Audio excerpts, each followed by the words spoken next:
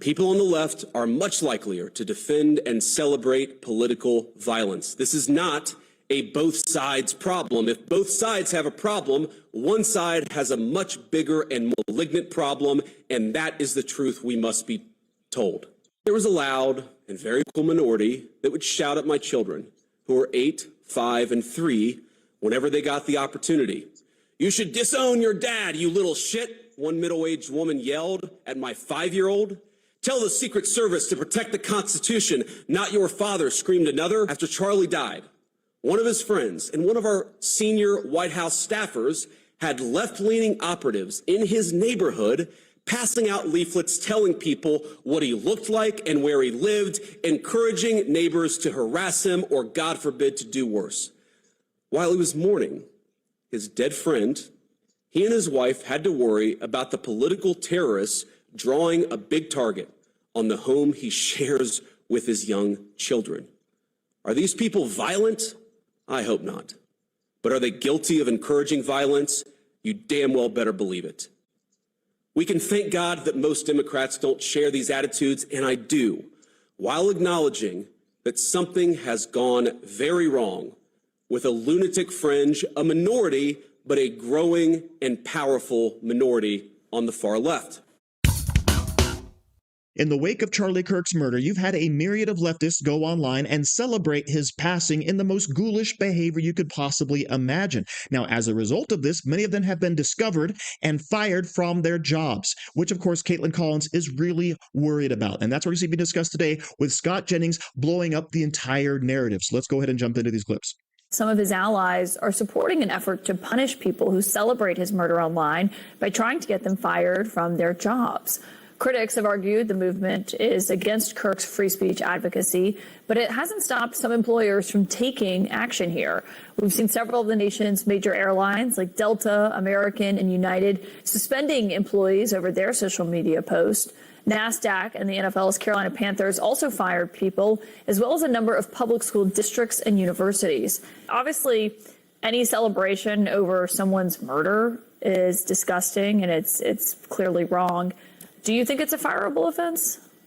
Well, I think it's up to every institution to decide what kind of people they want working there. I mean, in the case of some of these universities, they're taking taxpayer money. So taxpayers of, say, Tennessee or South Carolina are funding universities who then employ people who cannot control their emotions enough to stop themselves from going online and celebrating and glorifying a political assassination. Beyond that, these people in education institutions, we entrust them to teach students, to teach our children. And I'll be honest with you, if I thought there was a teacher teaching my children who had it in their heart that maybe we ought to tell the kids political assassination is justified in some case, I would want them gone immediately. So, no, I'm not going to lose any sleep or cry any tears for people who harbor this violence in their heart and who can't control their emotions long enough to not go online and tell the world about it.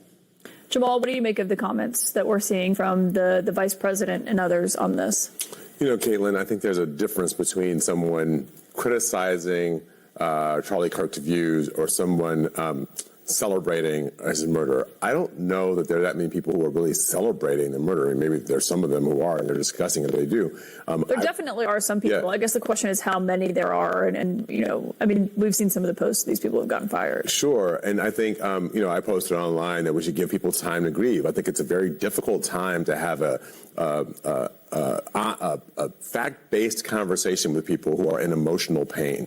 And so it's okay to say, listen, let Charlie's friends and family have a few days to grieve his memory. We will have a lot of time to talk about what it is he believes and go through his beliefs. And those people like me who disagree with him vehemently in person and online believe like we will have that discussion about Charlie's beliefs. And Scott, you know, I was thinking about this as we were just talking to Senator Tina Smith of Minnesota, because when Melissa and Mark Hortman were murdered in their home, we saw Senator Mike Lee kind of making light of it on Twitter, and Senator Smith actually confronted him in the hallway about it because she thought the posts were so inappropriate, and basically argued, you know, that the position he's in, that he should not be posting things like that in the wake of someone's death, someone's murder.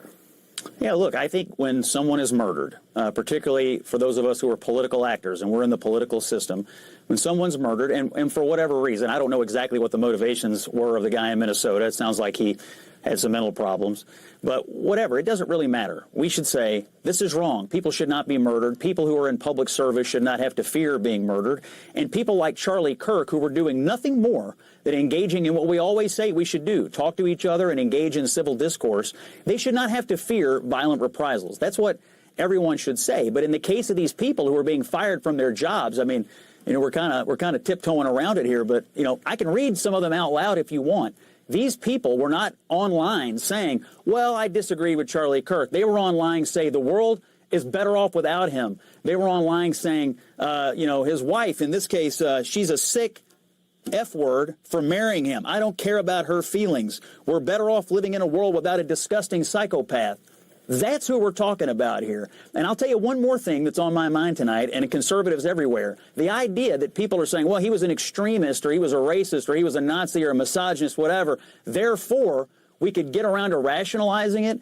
Charlie Kirk was a mainstream conservative Republican. He had views that are held by tens of millions of people, including more than half the country in the last election. So if you're online saying this is justified, what you're actually saying is half the country I live in, there's some justification to commit violence or murder against them. And that's what is concerning about the people who are doing this. And that's why I don't think anybody is losing any sleep about these folks not being able to teach our children. So let me begin by offering Kaitlan Collins some rare praise, because she actually does acknowledge that many leftists were online saying some really awful things about Charlie Kirk and his wife, some of which, of course, were read by Scott Jennings there.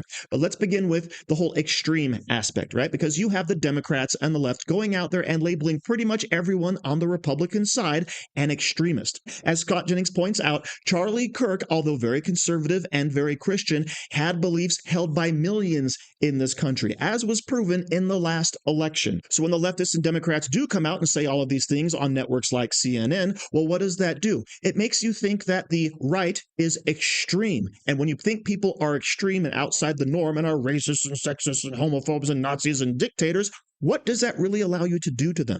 What does that allow you to think about them? Okay, and that, of course, leads to some really bad scenarios, as we've seen being played out. But of course, the main point of this entire segment is people being fired for actually celebrating Charlie Kirk's death. So let me start by saying this. I do not like cancel culture, and I 100% support free speech. But there is a difference going on here. When we say cancel culture, what we're often referring to is, of course, the left trying to get rid of the right from the public square, the public discourse, and getting them fired for saying things that were factually true. Men are stronger than women. Men can't become women. The border is wide open. The COVID crackdowns were draconian. There were some problems with an election. All right. All of those things were cancelable offenses.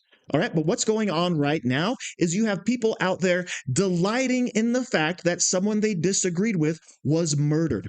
Do you see a difference there? In one scenario, you have people saying things that are either accurate or at the very least up for debate. In the other scenario, you're basically fomenting political violence, which of course shouldn't be allowed. But as a free speech advocate, I don't think these people should be arrested or prosecuted unless they're actually inciting violence against specific people or groups, which, by the way, is what is written into our Constitution.